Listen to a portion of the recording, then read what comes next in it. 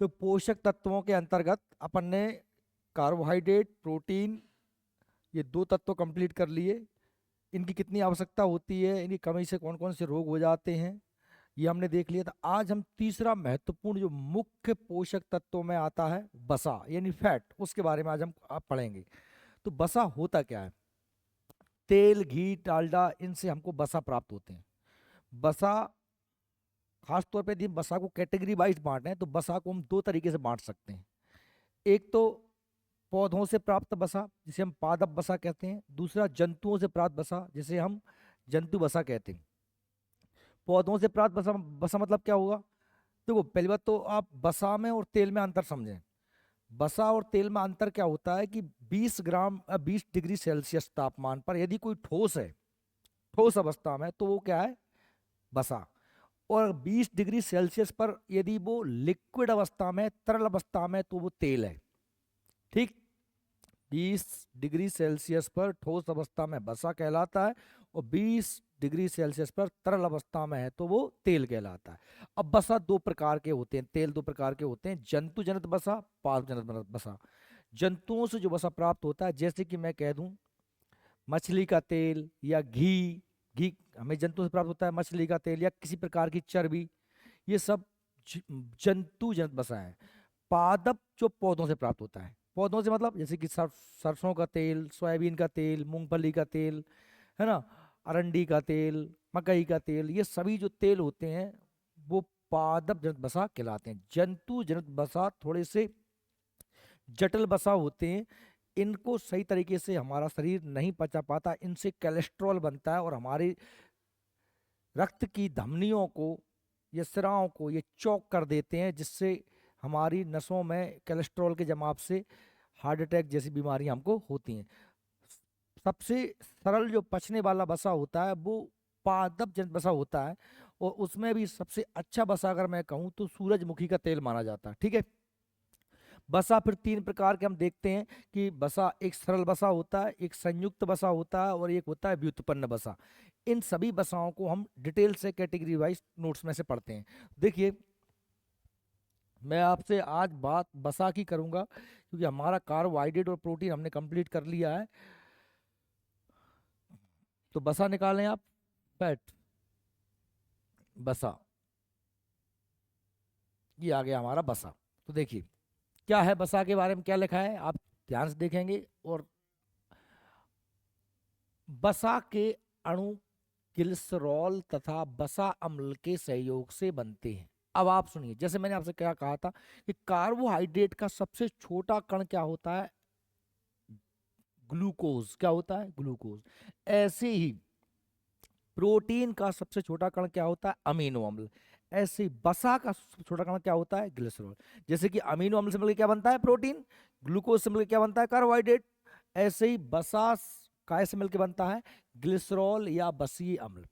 जैसे मैंने आपको बताया था कि कार्बोहाइड्रेट में, जो हमारा कार्बोहाइड्रेट होता है, उसमें तीन चीजें होती हैं मुख्य तौर पर, कार्बन, हाइड्रोजन और ऑक्सीजन। ऐसे मैंने बताया था प्रोटीन जो होता है उसमें कार्बन, हाइड्रोजन, ऑक्सीजन के अलावा क्या और होता है? नाइट्रोजन।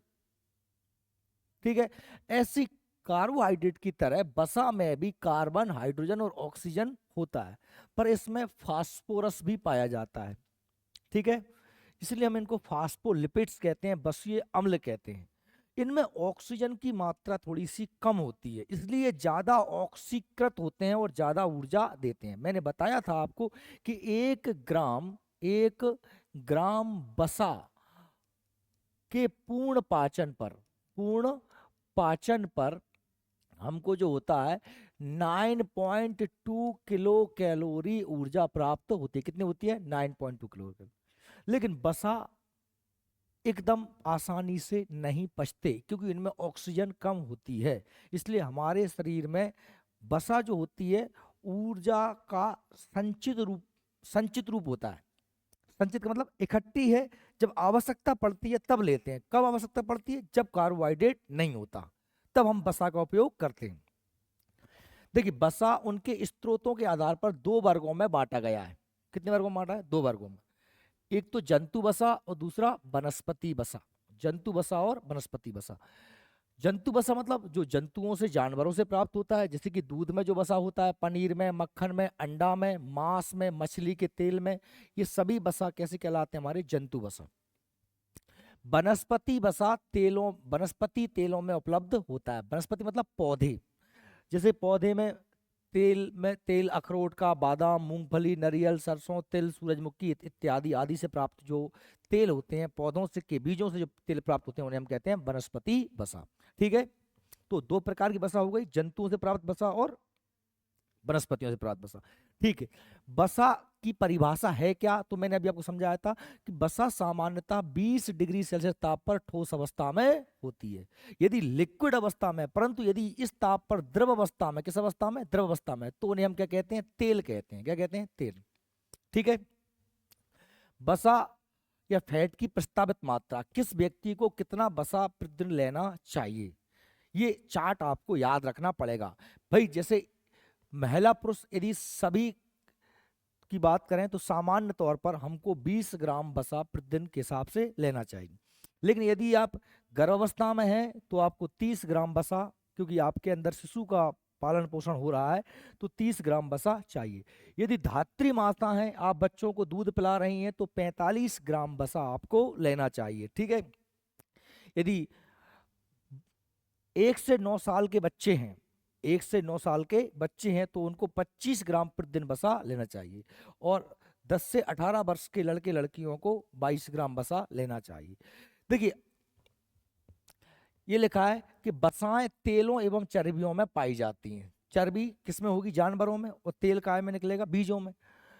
ये बसीय अम्ल व ग्लिसरॉल से बनी होती हैं। वसा काय से बनी होती है? ग्लिसरॉल से बनी होती हैं। अब जो ग्लिसरॉल जो होते हैं, बसीय अम्ल क्या होते हैं भाई? अम्ल मतलब जहां पर केमिस्ट्री में हम जब पढ़ते हैं तो सिंगल बंद, डबल बंद, ट्रिपल बंद आते हैं। बॉन्ड मतलब जैसे मैंने कहा, जैसे ये मैंने लिखा CH4 लिखा मैंने, CH4, ये मीथेन होता है, गैस होती है, आप जानते हैं। तो इसमें कार्बन जो होता है, कार्बन से 4 क्या लगे हुए हैं? हाइड्रोजन। तो ऐसे लगा देते हैं, 1 हाइड्रोजन है ना, ऊपर 2 हाइड्रोजन, 3 हाइड्रोजन और 4 हाइड्रोजन। ये जो है, ये कहते हैं हम बंद। क्या कहते हैं? बंद। बंद वास्तव में क्या होते हैं? इलेक्ट्रॉन साझा करते हैं, इलेक्ट्रॉन साझा करते हैं। जो क्या होता है कि कार्बन की बाहरी कक्षा में 4 इलेक्ट्रॉन होते हैं और हाइड्रोजन की में 1 होता है, जबकि कार्बन को 4 और चाहिए हैं, तब उसका क्या होता है? संतृप्त होगा वो, मतलब उस स्थिर होगा। किसी भी तत्व को बाहरी कक्षा में 8 इलेक्ट्रॉन चाहिए होते हैं। क्या चाहिए होते हैं? 8 इलेक्ट्रॉन। तो देखो, ये 4 तो कार्बन के पास पहले से ही थे, एक एक खुद का, ये खुद का, ये खुद का, ये खुद का, और इसने 4 ये किससे ले लिए? 4 ये इसने ले लिए कैसे? हाइड्रोजन से। 1 2 3 और 4। तो इस प्रकार से हम देख पा रहे हैं कि हमारे हाइड्रोजन का कार्बन के 8 इलेक्ट्रॉन पूरे हो गए, 4 अंदर वाले और 4 बाहर वाले हो गए। लेकिन ये बंद कौन सा बना है? सिंगल बॉन्ड बना है। क्या बना है? Single bond.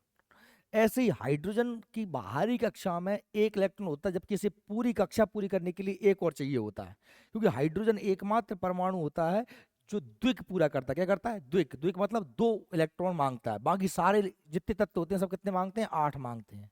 ठीक है, जैसे एक तो इसके पास था, इसने 1 और ले लिया, तो इसका ये बंड बन गया। एक इसके पास था, इसका एक ये ले लिया, साझा कर लिया, तो एक बंद बन गया।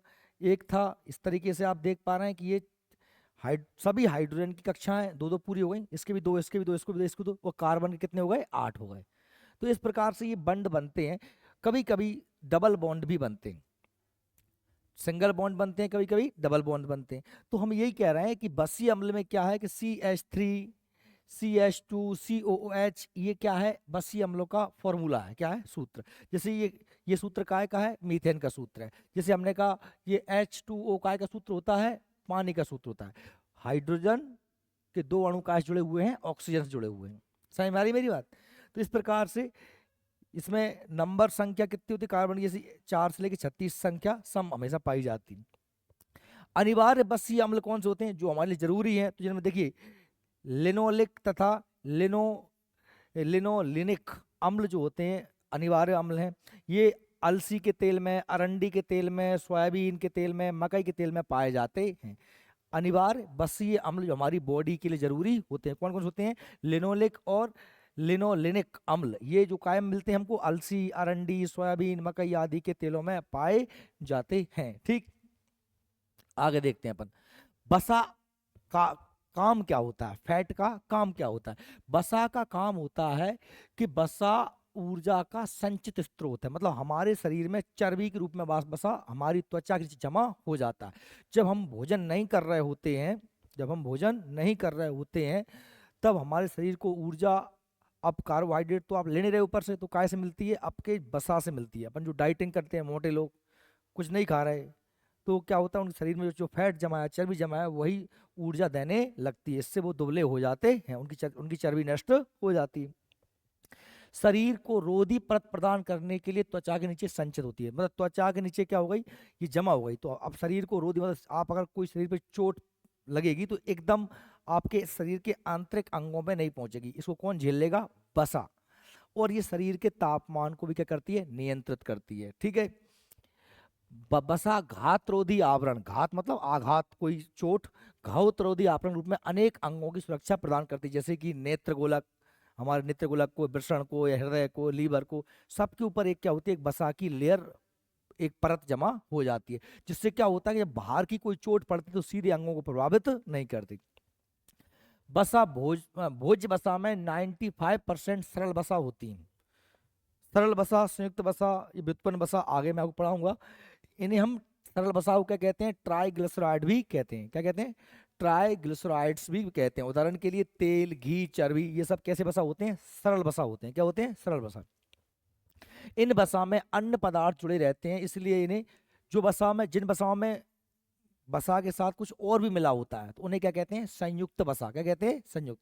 ठीक है, बसा तीन प्रकार के, सरल बसा, संयुक्त बसा और व्युत्पन्न बसा। बसा तीन टाइप, जैसे हमने पढ़ा था प्रोटीन तीन टाइप के, कार्बोहाइड्रेट तीन टाइप के, ऐसे बसा भी कितने टाइप के होते हैं, तीन टाइप के। ठीक है, उदाहरण के लिए सेफेलिन, लेसिथिन नामक फास्फोलिपिड्स यकृत की कोशिकाओं में, यकृत की कोशिका में क्या पाए जाते हैं, सेफेलिन, लेसिथिन, फास्फोलिपिड्स, यकृत माने हमारी लीवर की कोशिकाओं में, पेशीय तंत्रिकाओं ऊतक में पाए जाते हैं। रक्त में बसाओं का संचरण, बसाओं को लाना ले जाना कौन करता, किस रूप में होता है, लाइसोप्रोपी प्रोपोटीन्स के रूप में होता है। क्या कह रहे हैं, द्वार पढ़िए। रक्त में, खून में बसा किस रूप में आती जाती है, तो लाइपोप्रोटीन्स के रूप में बसा का संचरण पूरी शरीर में होता है। ये बसा उपापचय यानी जो मेटाबॉलिज्म क्रियाएं होती हैं, किस समय अनेक प्रकार के पदार्थ उत्पन्न होते हैं। जब बसा का उपापचय होता है तो अनेक प्रकार के पदार्थ बनते हैं।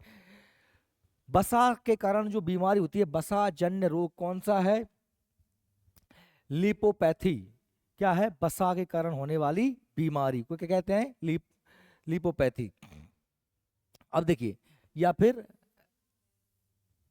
एथेरोस्क्लेरोसिस, ये बसा के कारण होने वाली बीमारियां हैं। तो एक तो हमारी कौन सी हो गई, ये लिपोपैथी, और दूसरा हमारा कौन सा हो गया है, एस्थेरोस्क्लेरोसिस, ये बसा के कारण होने वाली बीमारियां हैं। इनको अच्छे से अंडरलाइन कर लेना। भोजन में कठोर बसा यानी हार्ड फैट, अब हार्ड फैट कहाँ से आएगा, अगर आप जानवरों को खाते हैं, मांस खाते हैं, तो उनमें जो चर्बी होती है, उसमें जो फैट होता है वो आसानी से नहीं पचता, उसे हम क्या कहते हैं, हार्ड फैट या कठोर बसा। अर्थात जंतु बसा को अधिकता के कारण क्या होगा, जब आप ये बसा लोगे तो कोलेस्ट्रॉल नामक एक लिपिड होता है, एक लसलसा पदार्थ होता है, जो हार्ड बसा के कारण अधिक मात्रा में बढ़कर रुधिर वाहिनियों में, जो हमारी खून की नसें हैं उनके भीतर, जैसे मैंने कहा कि ये कोई नस है, इसके अंदर जमा हो जाएगा ये इस तरीके से, क्या, फास्फोलिपिड या कोलेस्ट्रॉल, क्या जमा हो जाएगा, कोलेस्ट्रॉल। और आपका इस तरीके से जमा होता जाएगा, होता जाएगा, होता जाएगा, और इस नस को पूरी एक दिन चौक कर देगा, उससे खून जाना निकलना बंद हो जाएगा, और आपको कोई भी, चाहे तो हार्ट में स्टॉक, ब्रेन में स्टॉक, कुछ भी हो सकता है।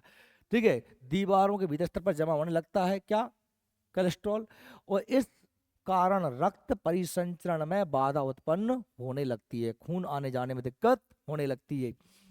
इससे हृदय रोग हो जाता है, रोगी की मृत्यु हो सकती है। इस रोग को ही क्या कहते हैं, एथेरोस्क्लेरोसिस, ये जो पढ़ा था ना, एथेरोस्क्लेरोसिस, एथेरोस्क्लेरोसिस किसे कहते हैं? जब खून की आवाजाही कोलेस्ट्रॉल के कारण रुक जाती है। ठीक है, यही कारण है कि लोगों को जंतु बसा की बजाय शुद्धिकृत पादपीय तेलों, रिफाइंड वेजिटेबल ऑयल जो हम खाते हैं घर पे सब्जी में, रिफाइंड ऑयल, शुद्धिकृत शुद्धिकृत पादपीय तेल मतलब रिफाइंड वेजिटेबल ऑयल, रिफाइंड तेल जो सोयाबीन का हो या फिर आपका कोई भी तेल जो जो अपना सरसों का हो सकता है, मूंगफली का हो सकता है, ये तेलों को जो शुद्ध किए हुए हों, छाने गए हों, रिफाइंड किए गए हों, का उपयोग करने की सलाह दी जाती है। मानव उपयोग के लिए सबसे अच्छा बसा कुसुम का तेल या हम इसे सनफ्लावर बोलते हैं, सेफ्लोवर सेफ्लोवर ऑयल या का तेल माना जाता है। सोयाबीन का तेल, मकई, सूरजमुखी के तेल में भी स्वास्थ्य के लिए आवश्यक होते हैं। बसाओं में ऑक्सीजन कम होने के कारण इनका ऑक्सीकरण अधिक होता है। बसा में का क्या कम होता है? ऑक्सीजन, इसलिए इनका ऑक्सीकरण अधिक होता है, मतलब ज्यादा ज्यादा जलते हैं या पचते हैं, इसीलिए इनसे हमें ऊर्जा भी ज्यादा मिलती है। इस कारण कार्बोहाइड्रेट की तुलना में दुगनी ऊर्जा उत्पन्न करते हैं। कार्बोहाइड्रेट से मिलती है 4.2 और बसा से मिलती है 1 ग्राम से 9.2। सोयाबीन, मकई, सूरजमुखी के तेल भी स्वास्थ्य के लिए आवश्यक माने जाते हैं। बसा में ऑक्सीजन कम होने के कारण इनका ऑक्सीकरण अधिक होता है, इस कारण कार्बोहाइड्रेट की तुलना में दुगनी मात्रा में, ये वो ऐलान रिपीट कर दी। ठीक है, अब देखिए, हमने कहा साहब बसा कितने प्रकार के होते हैं? हमने कहा बसा मूल रूप से दो प्रकार के होते हैं, संतृप्त बसा और असंतृप्त बसा। ये थोड़ा सा साइंटिफिक क्लासिफिकेशन है। देखिए, जैसे मैंने कहा था आपसे कि किसी भी कोई भी दो पदार्थ जुड़ते हैं तो उनमें बॉन्ड बनते हैं। क्या बनते हैं? बॉन्ड माना बंध बनते हैं। बॉन्ड तीन प्रकार के होते हैं, सिंगल बॉन्ड, डबल बॉन्ड और ट्रिपल बॉन्ड। ठीक है, तो हमने कहा संतृप्त बसा अम्ल कैसे होते हैं? जो श्रृंखला के सभी परमाणु एकल बंध के द्वारा जुड़े होते हैं। जिन सब में सिंगल बॉन्ड पाया जाता है, एकल बंध से जुड़े होते हैं, उन्हें क्या कहते हैं? संतृप्त बसा। क्या कहते हैं? संतृप्त। और प्रत्येक अणु में एक या एक से अधिक स्थानों पर क्या होते हैं? कार्बन के दोहरे बंध, डबल बॉन्ड बनते हैं, तो वो क्या होता है? असंतृप्त बड़ा। संतृप्त बसा में सिंगल बॉन्ड होता है, असंतृप्त बसा में डबल बॉन्ड होता है। ठीक है, ये एक सीधी श्रृंखला वाले यौगिक हैं, मतलब जैसे मैंने कहा CH, CH सीधी श्रृंखला बनती है, और इसमें क्या होते हैं? दोहरे बंधों वाले स्थान पर मुड़े हुए होते हैं। जैसे मैंने कहा C और एक बीच में लगा दिया H यहाँ से। बात समझ में आ रही है? तो इनकी श्रृंखला कैसी होती है? सीधी सरल श्रृंखला होती है, और इनके में क्या होते हैं? साइड में शाखाएं भी निकल सकती हैं। शीर्ष पर, सिरे पर शीर्ष वाले कार्बन परमाणु COOH समूह होता है, और दोहरे बंध वाले कार्बन परमाणु पर हाइड्रोजन परमाणु नहीं होते हैं। इनका गलनांक अधिक होता है। गलनांक समझते हो ना? गलनांक मतलब क्या? कि वह तापमान जिस पर कोई भी पदार्थ गल जाए, पिघल जाए, घी पिघल जाए, लोहा पिघल जाए, बर्फ पिघल जाए, उस तापमान का कहते हैं गलनांक कहते हैं। ये अधिक तापमान में पिघलते हैं, इसका गलनांक कैसा है? अधिक है। और इसका गलनांक कैसा है? नम्न है। संतृप्त बसाओं का गलनांक अधिक होता है, असंतृप्त बसाओं का गलनांक कम होता है। ठीक है, सामान्य ताप पर ये कैसे होते हैं? ठोस होते हैं। और सामान्य ताप पर ये कैसे होते हैं? तरल होते हैं।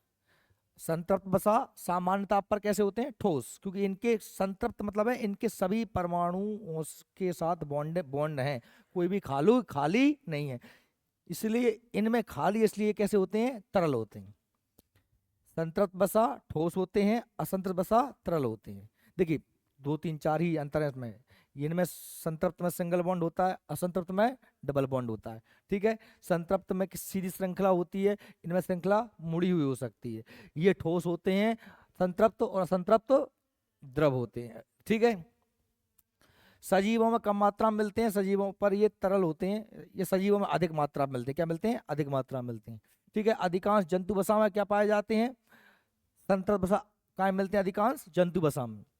संतृप्त बसा कायम पाई जाती हैं जंतुओं में, चाहे तो वो घी हो, संतृप्त बसा है, चाहे वो मछली का तेल हो, या अंडे में या मांस में जो होता है वो सब कैसा होता है? संतृप्त बसा। और असंतृप्त बसा कायम मिलते हैं पादपों में, सोयाबीन का तेल, मूंगफली का तेल, ये सब क्या होता है? असंतृप्त बसा होता है। ठीक है, अच्छा अब आगे देखिए आप, बसा के एक प्रकार से और हम वर्गीकरण कर सकते हैं। बसा मैंने बताया सरल बसा, संयुक्त बसा और व्युत्पन्न बसा।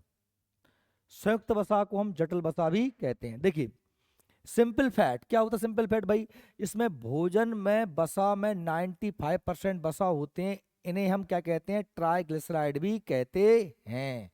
जैसे कि तेल, घी, चर्बी सरल बसा है। ये 95% बसा होते हैं। सबसे ज्यादा ऐसी सबसे ज्यादा भोजन में हमारे कौन से बसा होते हैं? सरल बसा ही होते हैं। ठीक है। संयुक्त सरल बसा मतलब क्या? जिनमें केवल ग्लिसरॉल है, जिनमें केवल क्या है? ग्लिसरॉल है। अब ये नाम से समझ में आ रहा है कैसा है? संयुक्त है। इसमें संयुक्त है मतलब इसमें ग्लिसरॉल के साथ कुछ और भी मिला हुआ है, जटिल बसा है। तो इन बसा में अन्य पदार्थ भी जुड़े रहते हैं, इसलिए इन्हें संयुक्त बसा कहते हैं। संयुक्त बसा, ठीक है। कंपाउंड फैट, उदाहरण के लिए सिफेलिन, लेसिथिन नामक फास्फोलिपिड्स यकृत की कोशिकाओं में, पेशियों, तंत्रिका ऊतक में पाए जाते हैं। अभी पढ़ा था हमने। रक्त में वसाओं का संचरण कैसे होता है? लाइपोप्रोटीन्स के रूप में होता है। ये मैंने पॉइंट पढ़ लिए थे, ये पॉइंट अभी पढ़े थे हमने। ठीक है। व्युत्पन्न वसा क्या है भाई? जो कि सरल या संयुक्त वसा के उपापचय के कारण पचने के फलस्वरूप बनता है। व्युत्पन्न का मतलब होता है इनसे ही ये पैदा होता है, जब इसमें कोई परिवर्तन हो जाए। ये वसा उपापचय के समय अनेक प्रकार के पदार्थ उत्पन्न होते हैं, जिसे आइसोनिट्रॉयल या कार्बिलामाइन भी कहते हैं। उदाहरण के लिए टारपेन्स या आइसोसेनाइड्स, ये सब क्या है? ये व्युत्पन्न वसा हैं। समझ में आई? जो इन दोनों से ही बने हैं। देखो सुनो, फिर से सुनो। सरल बसा जिनमें केवल क्या होता है? ग्लिसरीन होता है। क्या होता है? ग्लिसरॉल, और कुछ नहीं होता। सरल बसा जैसे घी, तेल, चर्बी, हम जो कुछ खाते हैं उनमें सबसे मुख्यतः कौन सा बसा होता है? सरल बसा। संयुक्त बसा क्या होता है? जिनमें ग्लिसरॉल के अलावा कुछ और भी मिला होता है ना। जैसे खासतौर पे सेफेलिन, लेसिथिन, फास्फोलिपिड्स, ये हमारे लीवर वगैरह में पाए जाते हैं। ठीक है। और हमने कहा व्युत्पन्न वसा, जो सरल या संयुक्त वसा में ही क्रिया के कुछ और क्रिया के फलस्वरूप जो नया रूप पैदा होता है उसे कहते हैं व्युत्पन्न, जो उत्पन्न हुई है इन्हीं से। ठीक है। इनमें जैसे कि हमने कहा टारपिन्स, आइसोसेनाइड्स, ये क्या है? व्युत्पन्न वसा है। ठीक है। चलिए अब इसके बाद हमारा क्या आता है? खनिज लवण। क्या आता है? खनिज लवण। अब खनिज लवण में हम एक आध तो पढ़ लेते हैं आज कम से कम। देख खनिज लवण किसे कहते हैं? हमारे शरीर में मुख्य पोषक पदार्थों के अलावा कुछ अन्य पोषक जिनकी मात्रा कम हमारे शरीर को चाहिए होती है, इन्हें हम गौण पोषक तत्व कहते हैं। इनमें खनिज और विटामिन्स दो आते हैं। खनिज और विटामिन्स। खनिज को हम अंग्रेजी में मिनरल्स कहते हैं, जैसे कि लोहा, कैल्शियम, फास्फोरस, है ना। ये सभी हमारी शरीर को अल्प मात्रा में इनकी आवश्यकता होती है, उन्हें हम क्या कहते हैं? खनिज कहते हैं। ठीक है। देखिए खनिज कैसे पदार्थ हैं? अकार्बनिक पदार्थ हैं, क्योंकि इनमें कार्बन नहीं होता। जैसे मैंने कहा लोहा है, या हमने कहा सोडियम है, पोटेशियम है, कैल्शियम है, फास्फोरस है, तो ये क्या है? एक प्रकार के खनिज, मतलब जो खदान से निकले हैं, खनिज खान से जन्मे खनिज कहलाते हैं। हमारे शरीर में कम से कम 29 तत्व पाए जाते हैं। कितने पाए जाते हैं? इन्हें अंडरलाइन कर लेना। जैसे कैल्शियम, फास्फोरस, आयरन, ये सब खनिज व विटामिन दोनों छोटे अणुओं के रूप में होते हैं। किस रूप में होते हैं? छोटे छोटे अणुओं को। इन्हें पाचन की आवश्यकता नहीं है, ये ऐसे ही हमारे शरीर को चाहिए होते हैं। खनिज का अंतःग्रहण या ये हमको खनिज मिलते कहाँ से हैं? खनिज का अंतःग्रहण या जल के विलीन लवणों या जैविक यौगिक भोजन के भाग के रूप में होता है। देखो या तो पानी पी लो तो पानी में आपको सारे मिनरल्स मिल जाएंगे, या फिर आपने पालक खा लिया तो आपको पालक से लोहा मिल जाएगा, आपने दूध पी लिया तो दूध से आपको कैल्शियम, फास्फोरस मिल जाएगा। बात समझ रहे? नमक खाया उसमें आपको जो हमारा आयोडीन मिल जाएगा। समझ रहे हैं मेरी बात को? तो ये अलग है ना। कुछ खनिज पाचक रस जैसे पित्त व जठर रस की सहायता से अवशोषित होते हैं।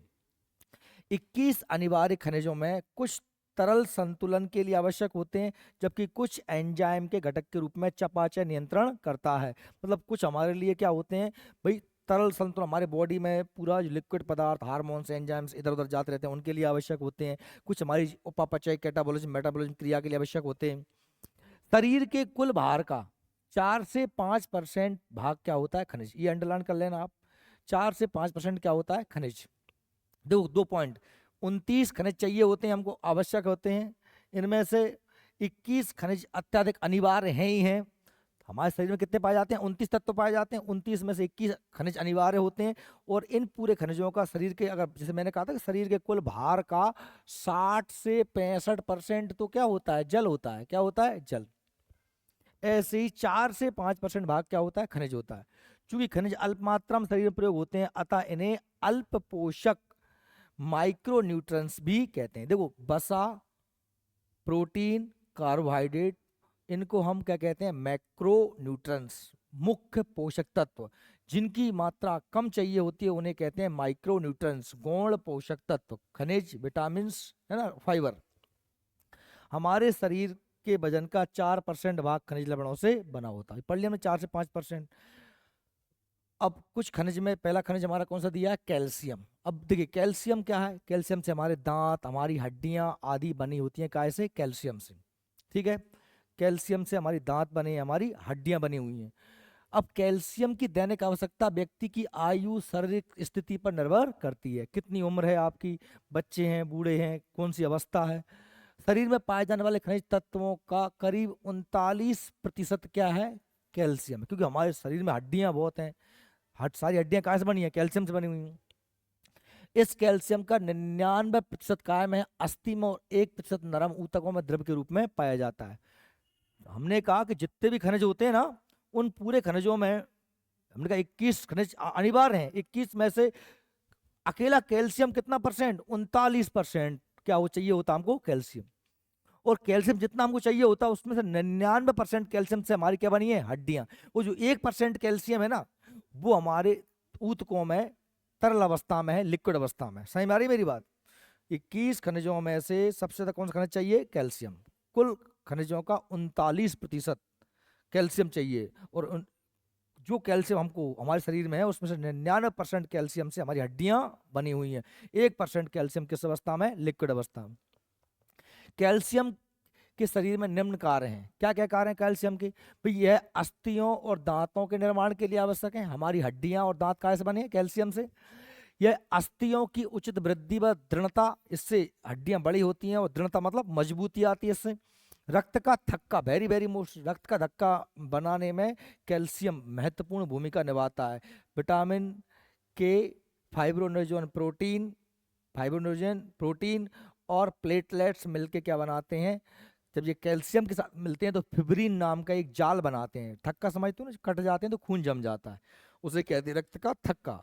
वो विटामिन के, याद रखना, विटामिन के, फाइब्रोनोजन प्रोटीन और प्लेटलेट्स, तीन चीजें हमारे रक्त का थक्का बनाने के काम आती हैं। विटामिन के, फाइब्रोनोजन प्रोटीन और प्लेटलेट्स, जब ये तीनों मिलती हैं तो फिब्रिन नाम का एक जाल बनता है। और उस जाल में कब बनता है, जब कैल्शियम का सहयोग होता है, कैल्शियम का सहयोग होता है।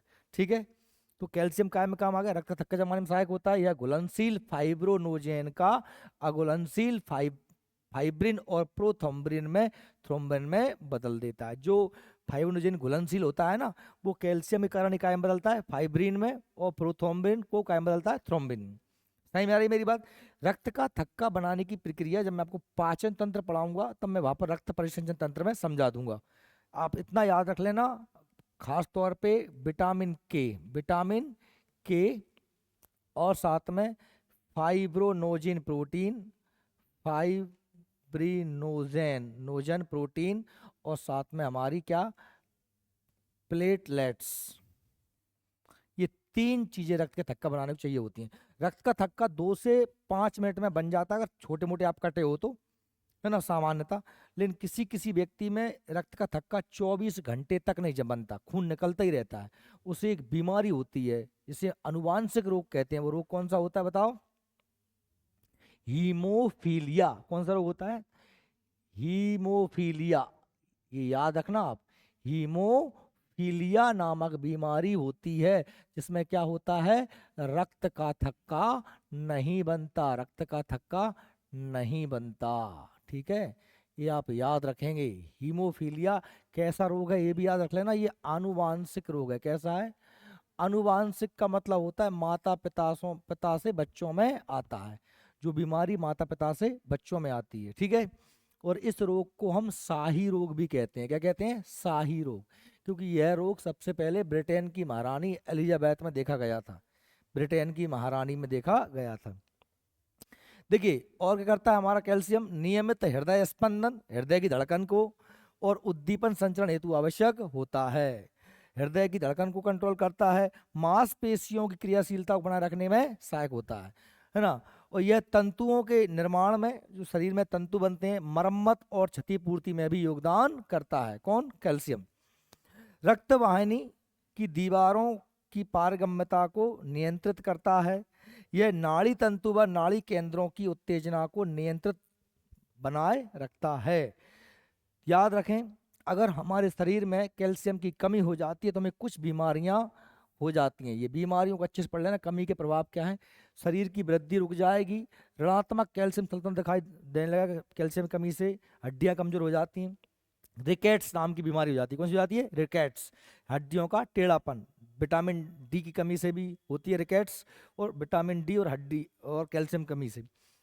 टेटेनी रोग हो जाता है। अब ये सारे रोग क्या है कि हड्डियों के रोग हैं, जैसे ऑस्टियोपोरोसिस, ऑस्टियोमलेशिया, हाइपोकैल्सीमिया और मांसपेशियां टोन में कमी। ये सारे रोग कैसे होते हैं भैया? कैल्शियम कमी से। वृद्धि रुक जाती है, ऋणात्मक कैल्शियम संतुलन दिखाई देने लगता है, रिकेट्स बीमारी, टिटेनी बीमारी, और ये ऑस्टियोपोरोसिस, ऑस्टियोमलेशिया, हाइपोकैल्सेमिया, मांसपेशियों में टोन में कमी आ जाती है।